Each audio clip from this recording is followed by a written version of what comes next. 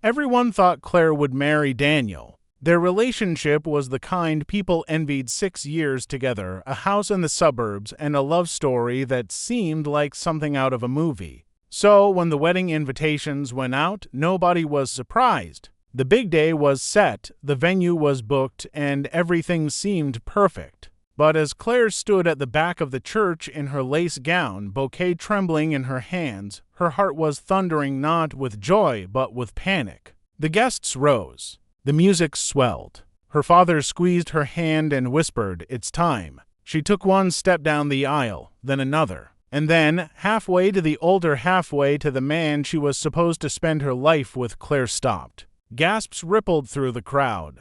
Danielle's smile faltered, and Claire whispered, barely audible, "I can't do this." She dropped the bouquet, turned, and walked out of the church, leaving Daniel standing alone at the altar. At first, everyone assumed Shed had cold feet, that the pressure, the nerves, the sheer enormity of marriage had gotten to her. But that wasn't the truth. The truth was darker, messier, and far more shocking.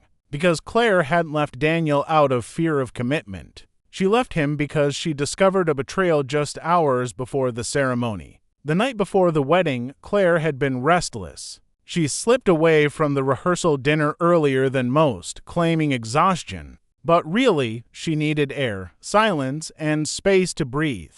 As she scrolled through her phone in bed, a message popped up from an unknown number. "If you marry him tomorrow, you'll regret it. Ask Daniel where he was the night of March 12th. Her heart stopped. March 12th. That date was etched into her memory. It was the night she had been in the hospital after fainting from stress at work. Daniel had told her he was stuck at the office late and couldn't make it. Shed believed him. Shaking, she texted back, "Who is this?" No reply.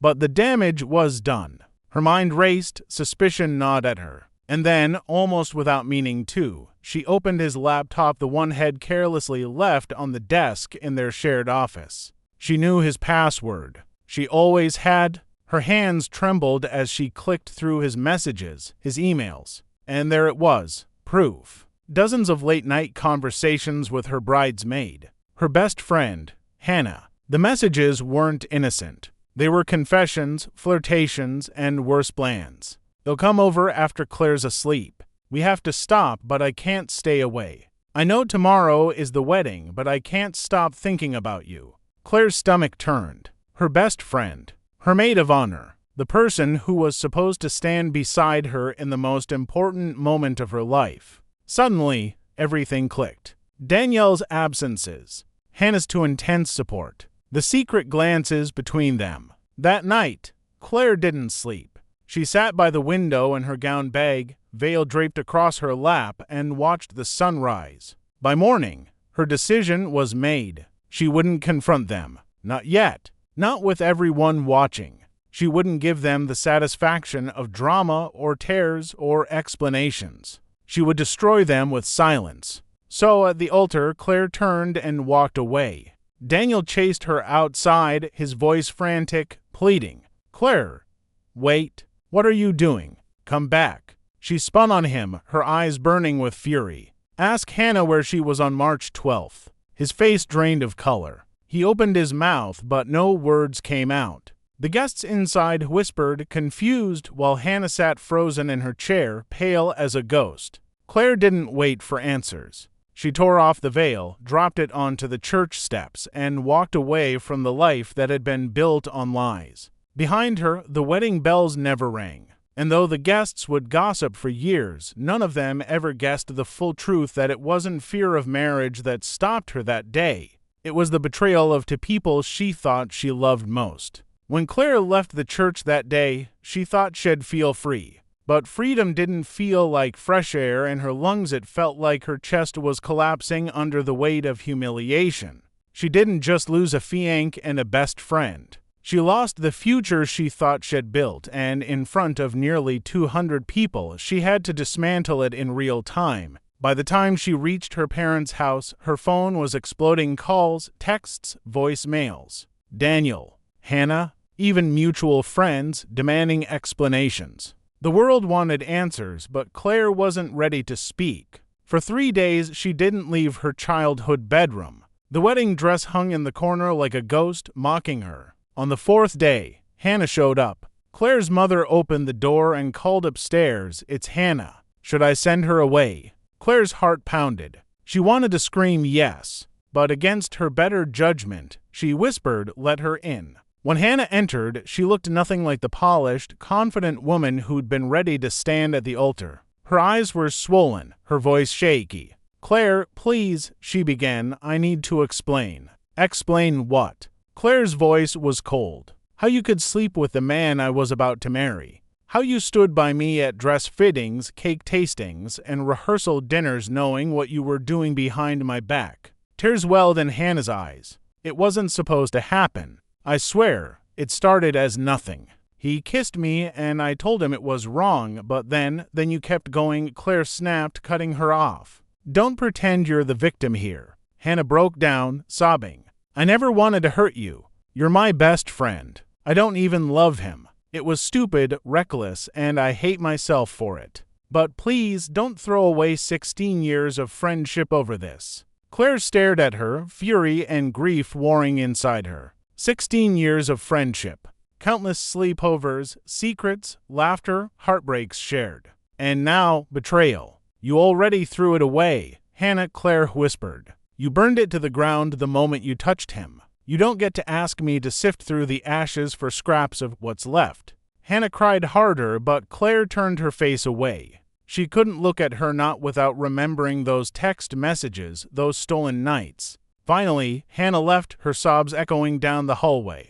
Claire didn't follow. Days later, Daniel made his attempt. He showed up at the cafe where Claire had gone to hide from the stares of her small town. When she saw him walk in, her stomach clenched. He looked broken-haired, disheveled, suit rumpled, dark circles under his eyes. "Claire," he said softly, sliding into the seat across from her. "Please, let me explain." Her jaw tightened. "You've had 6 years to prove who you are. You don't need to explain. I finally see you clearly." Daniel leaned forward, desperation in his eyes. "It wasn't serious. It was a mistake. I was stressed, confused. You were bored," Claire cut in. "You wanted excitement, so you took it from the 2 people who trusted you most. Don't dress it up as confusion." He flinched. "I still love you. I always will. Please, don't throw us away over this." Claire laughed bitterly. "You love me? You let me plan a wedding with you while sneaking around with my best friend.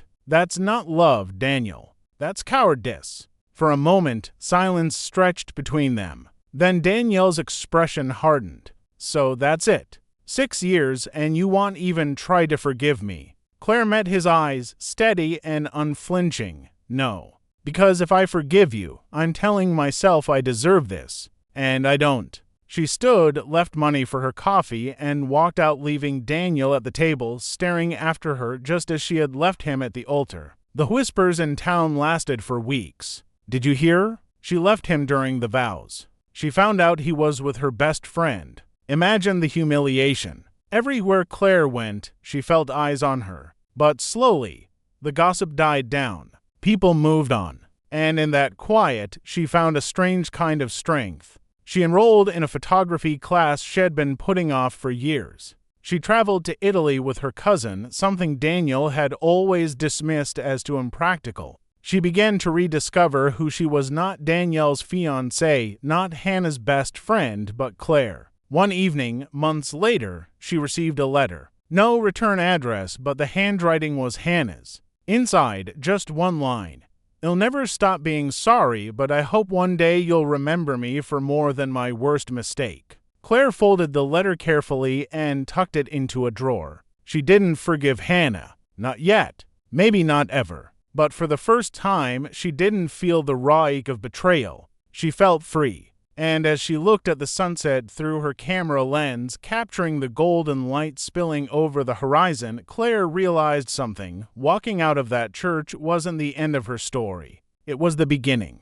6 months had passed since the day Claire walked out of the church and left Daniel and Hannah in the wreckage of their own betrayal. 6 months that felt both like a blink and a lifetime. At first, every day was survival. Claire had to relearn how to exist without the routines she'd built around Daniel, without the constant presence of Hannah. She had to face the quiet truth that the two people she thought she could rely on most had become strangers overnight. But as seasons changed, so did Claire. Her grief hardened into strength, and her anger melted into clarity. She was no longer the trembling bride who couldn't take another step down the aisle. She was a woman who had stopped walking into lies. She poured herself into photography. The camera became her shield, her voice, her escape. Through the lens, she began seeing the world in fragments of beauty she had ignored before: the glimmer of rain on cobblestones, the fragile laughter of children at a park, the way sunlight carved silver edges on storm clouds. Her photos caught attention online. People began to follow her work, then buy prints. A local gallery even offered her a spot in a group exhibition. For the first time in years, Claire felt a fire inside her that had nothing to do with Daniel, nothing to do with Hannah. It was hers, and hers alone. But freedom, she learned, didn't mean the past stayed buried. One night, as she left the gallery after a meeting, she spotted Hannah across the street. Hannah looked thinner, older, like betrayal had aged her twice as fast. For a moment, their eyes locked. Hannah raised her hand slightly, as if to wave, but Claire turned and walked the other way. 2 weeks later, Daniel appeared. He showed up at the cafe where Claire was editing photos on her laptop, his presence sucking the air from the room. "Claire," he said softly, sliding into the seat across from her as if he had the right. She didn't look up. "You shouldn't be here. I just wanted to see you, to congratulate you. I heard about your show." Claire's fingers stilled on the keyboard. "How would you know that?" Daniel hesitated. "Hannah told me." Her chest tightened. "So you're still together." His eyes flickered, guilt written in every line of his face. "We tried. For a while. But it didn't work. She hates me now. Says I ruined her life." Claire finally looked at him, and what she saw wasn't the man she'd loved. It was a hollowed-out version of him. "You ruined both of our lives. But the difference is, I rebuilt mine." He winced, but pressed on. "I made mistakes, Claire, but I've had time to think, and I still love you. I never stopped. I know I don't deserve another chance, but I had to try. Please, let me prove I can be the man you wanted me to be." Claire's throat tightened, not with longing, but with rage. He thought love was something he could bargain back into existence, as if betrayal could be erased with enough pleading. "You had your chance," she said coldly. "You had 6 years of chances. And you destroyed them? You didn't just cheat on me, you let me walk down that aisle, smiling at me, while holding onto a secret that would have crushed me if I hadn't found it out? That's not love, Daniel.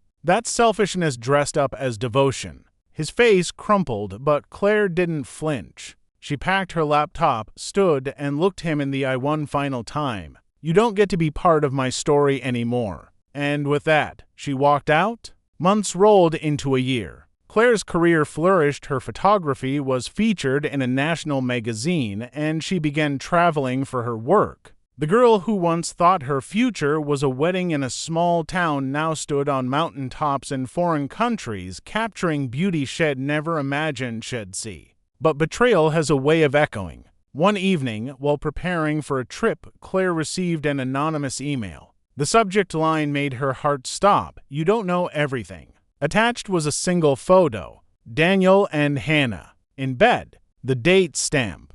The night before the wedding rehearsal dinner. Her hands shook as she closed the laptop. She already knew they had betrayed her, but seeing proof that they'd slept together the very night they stood beside her, smiling, laughing, pretending cut deeper than she expected. The betrayal hadn't ended when she walked out of the church. It had gone further, darker, messier than she ever realized. For a moment, rage threatened to pull her under. She wanted to scream, to burn every reminder of them both, to demand why people she loved had chosen to break her in the cruelest way possible. But then she breathed, and slowly she smiled, because the truth no longer had power over her. Daniel and Hannah had betrayed her. That was their shame, their burden, their secret filth that would follow them forever. But Claire, she had rebuilt. She had found joy again. She had chosen herself when they chose each other, And as she boarded her plane the next morning, camera slung over her shoulder, she realized the final victory wasn't in revenge or confrontation or even forgiveness.